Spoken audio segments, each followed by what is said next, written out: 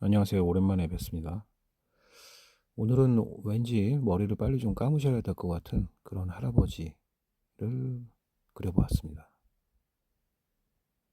제가 이렇게 먼저 완성된 결과물을 보여드리는 건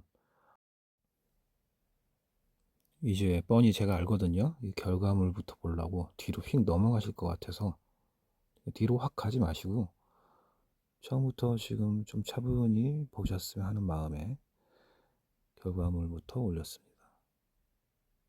피부톤을 하고 있는데요. 오늘 뭐 핑크색, 바이올렛, 뭐 브라운, 뭐 여러 가지 색들이 혼재된 그런 피부톤인데,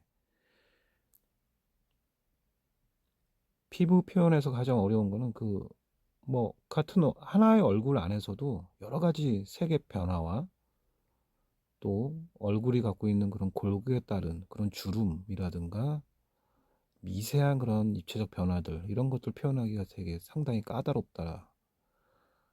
자칫 잘못하면은 너무 밋밋하거나 조금 너무 강조하다 보면은 그런 얼굴의 주름이라든가 이게 너무 강조되다 보면 선적인 것들이 너무 도드라지거나 이런 그런 조절이 좀 되게 어렵죠.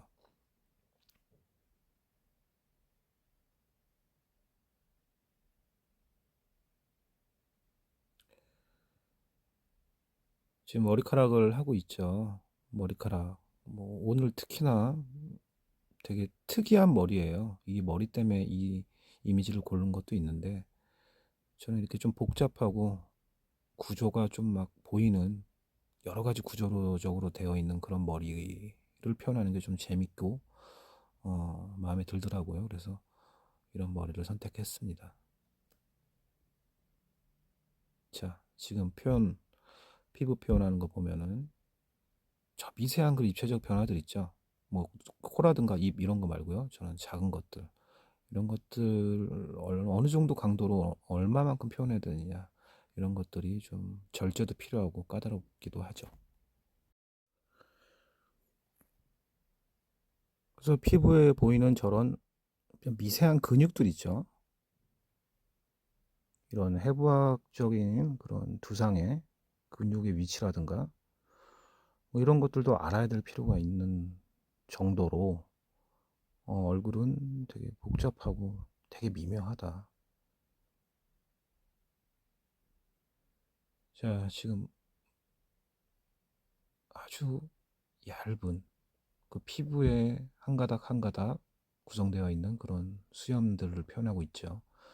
지금 하는 세필붓이 마이크로 세필붓, 세필붓보다 훨씬 더 얇은 세필붓이죠. 근데 지금 세필붓은 조금 더 두꺼운 세필붓.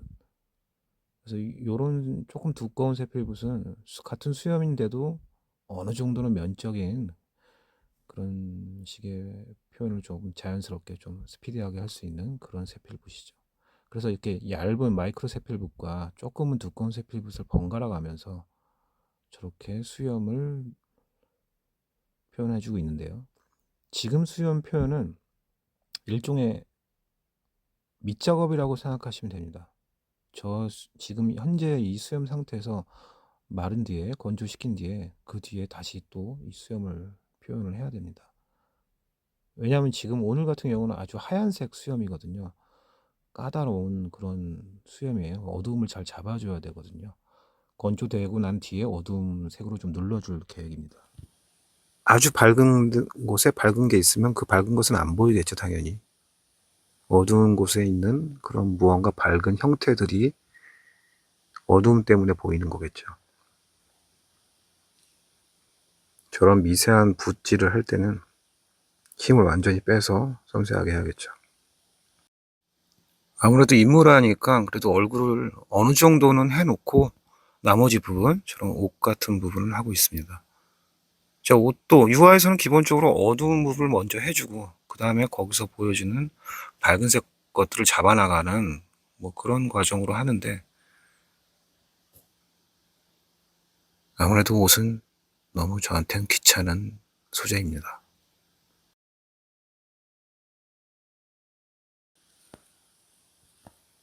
자, 지금 이거는 제가 그림 그리는 환경을 좀 보여드리려고 일부러 넣어봤는데,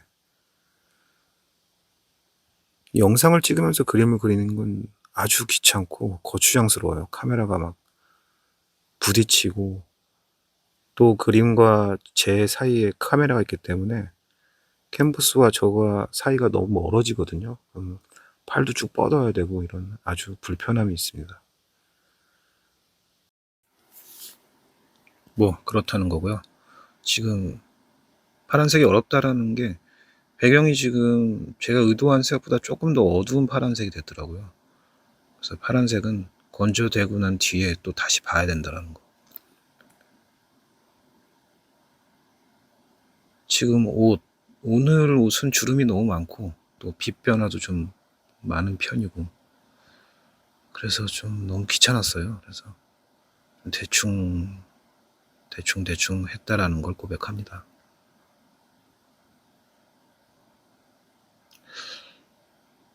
그래도 뭐 보여지는 부분은 어느 정도 계속 잡으려고 노동으로 이겨내려고 막 꾸역꾸역 했는데,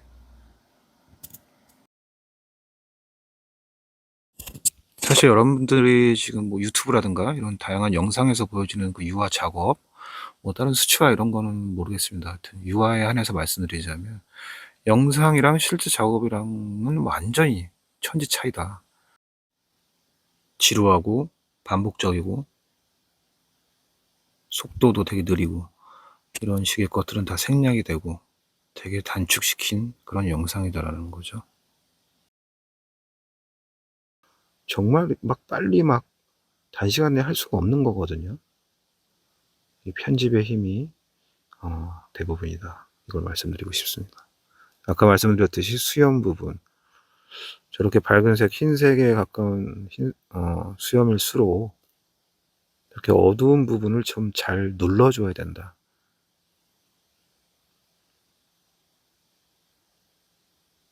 지금 초반에 수염 작업을 해놨던 걸 다시 어두운 색으로 눌러주고 있죠. 흰색에 가까울 정도로 밝을수록, 밝은 소재의 그림일수록 그 밝은 데서 보여지는 아주 미세한 어둠이라도 있을 거예요. 완전히 다 하얀색이면은 그건 아예 형태가 안 보이죠. 아무것도 없는 그냥 흰색일 뿐이죠. 어두운 것들이 조금씩 있으니까 이게 수염이구나 우리가 시각적으로 알 수 있는 거거든요. 그래서 그런 어둠을 면적으로 해석해서 좀 눌러주는 거 필요하죠. 지금 하고 있는 부분, 머리카락에서 되게 외곽 부분에 해당되는 부분이죠. 배경과 만날 정도로 아주 최전방이라고 할 수 있는 외곽 부분인데, 이런 부분을 되게 대충 하기 쉬워요. 안 하거나 간과하기 쉬운데,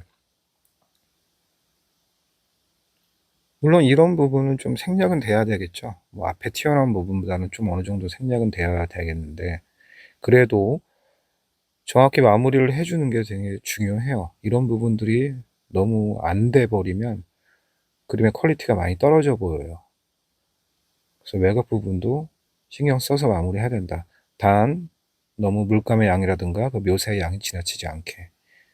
반대로 지금 하는 부분은 머리카락에서 가장 어두운 부분이 딱 그 형태가 잡혀 있는, 너무 도드라져 보이는 부분이기에 가장 중요한 부분이라고 할 수 있어요. 그래서 어두운 부분 먼저 모양을 잘 잡아주고, 그 어둠 속에서 보여지는 그런 밝은색 머리카락의 형태들을 지금 잡아주는 거죠.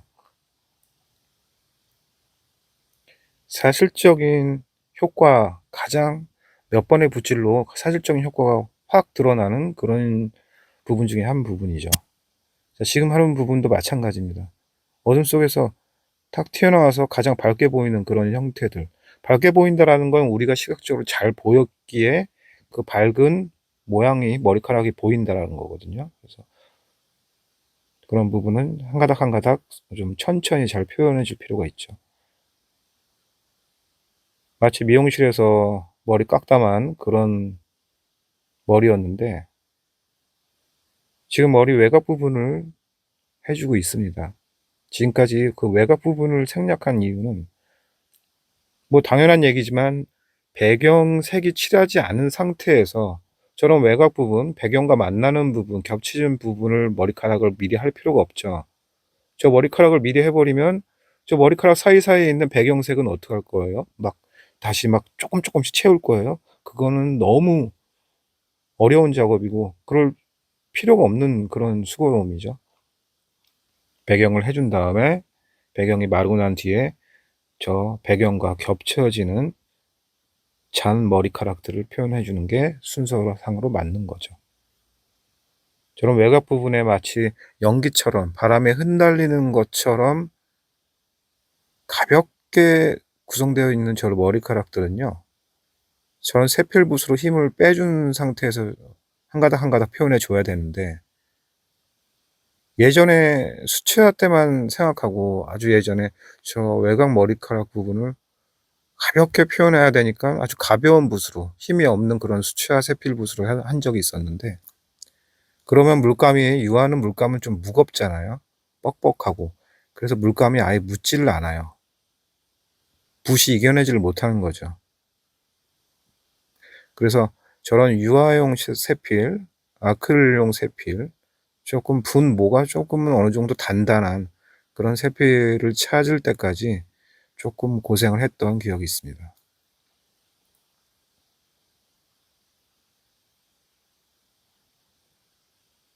조금 오늘처럼 이렇게 머리를 오래 안 감으셨는지, 이런 조금 복잡하고 구조가 조금 단계가 좀 여러 단계가 있는 그런 머리카락을 좀 선호하는 편입니다. 뭔가 할 것도 많고 좀 재밌기도 하고요.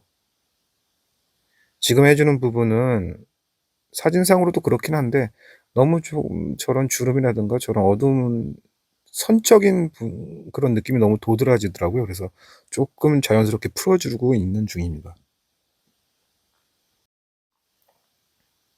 자, 이렇게 후반 마지막 정리 단계에서는요, 뭔가 이렇게 오버되거나 좀 진해지거나 이런 데를 좀 풀어 주고, 자연스럽게 좀 풀어 주고, 또 하이라이트 부분, 아무래도 색들이 많이 중첩되기 때문에 하이라이트 부분이 조금 탁해질 수가 있거든요. 그래서 하이라이트 부분을 조금 더 강조해 주거나 이런 작업들이 필요하죠. 자, 수염에서도 어느 정도 생략이 되고 어느 정도 묻혀 있는 그런 부분이 있어요. 그래서 저런 부분, 지금 해 주는 부분은 일단은 세필로 수염의 가닥가닥을 섬세하게 표현해 주되, 그러면 너무 드러나 보이잖아요. 묻혀야 되는데. 그래서 저렇게 손가락으로 살짝 뭉개 주면은 형태가 은근히 드러나면서도 묻혀 있는 그런 느낌 표현하기가 수월하죠. 단 어두운 영역이 깔려 있는 상태에서 저런 표현이 되어야겠죠. 지금 하는 부분도 어둠 속에 언뜻 보여지는 그런 수염들이죠. 지금은 강한 어둠에 확실히 보여지는 그런 밝은 수염들, 좀 도드라져 보이는 그런 부분이고요. 자, 이렇게 요번 수염은 뭔가 한 번에 끝난다기보다 밝은 데를 표현해 주고, 또 어두운 걸로 눌러 주고, 또 어둠 속에 은근히 보여지는 수염들을 좀 표현해 주고, 또 건조하고, 또 건조된 뒤에 다시 또 어둠을 눌러 주고, 또 밝은 부분을 좀 더 잡아 주고, 요런 은근히 천천히 계속 작업하는 그런, 쌓아가는 그런 느낌의 표현이 좀 맞는 것 같아요. 그래서 그런 식으로 진행을 했는데요. 어떻게 보면은 이제 유화는 조금 그릴 때마다 어떤 소재를 그리느냐에 따라서 어떤 리듬을 내가 갖고 그림을 운영하느냐, 이런 선택이 되게 중요합니다.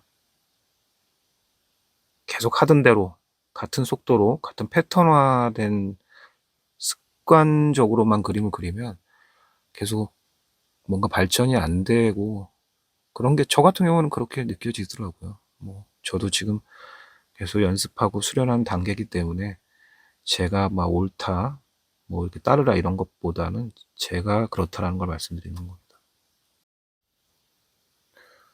그래서 그릴 때마다 뭔가 한계가 느껴지고 '극복해야 될 게 되게 많구나.' 이런 걸 느끼곤 합니다. 이런 거는 저는 제 개인적으로는 되게 긍정적인 현상이라고 생각해요. 뭔가 쉽게 받아들이고 쉽게만 하려고 하면은 뭐 극복이라든가 이런 개념이 되게 작아지겠죠. 이제 유튜브 영상이라든가 뭐 보면은 되게 쉬운 기법 있잖아요. 유한데도 불구하고 마치 아크릴처럼 막 수채화처럼 그냥 순간적인 뭔가 효과로 완성해버리는 그런 아주 쉬운 기법.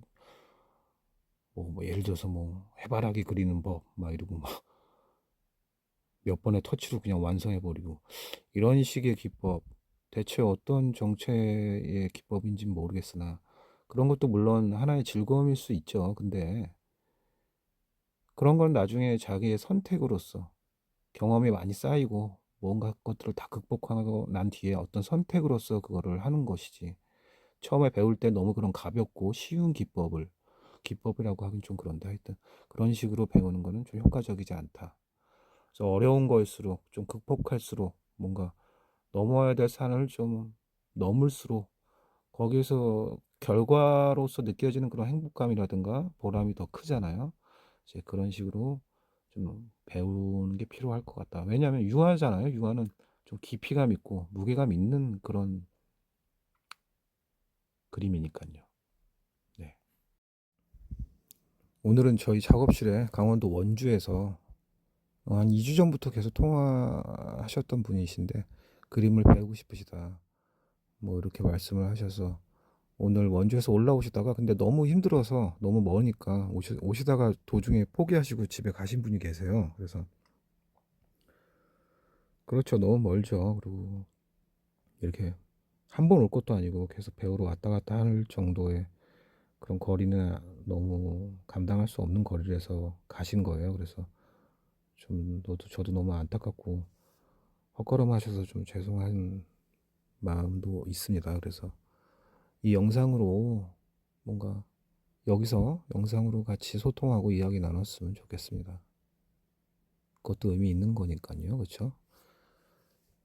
뭐 제가 뭐 누굴 가르치고 가르치고 이런 수준은 좀 아직은 아닌 거라고 생각해서 뭐 홍보라든가 수강생 모집을 하고 있지는 않았어요. 근데 어떻게 연락을 하시고 가끔씩 종종 오시는 분들이 계신데 그런 분들에 한해서는 제가 수업을 하고 있어요. 그리고 뭐 꼭 가르치고 배우고 이런 상하 관계라기보다 유아에 관해서 뭐 그림에 관해서 꼭 유아뿐만이 아니라 뭐 여러 그림에 관해서 이야기 나누고 같이 배우고 같이 이야기하고 또 제가 가르쳐 드릴 수 있는 부분은 가르쳐 드리고 이제 서로 이렇게 으쌰으쌰 하는 그런 분위기로서 오시는 분들은 환영입니다. 그래서 혹시 수강을 원하시는 분들은 댓글로 남겨주시면 되겠습니다.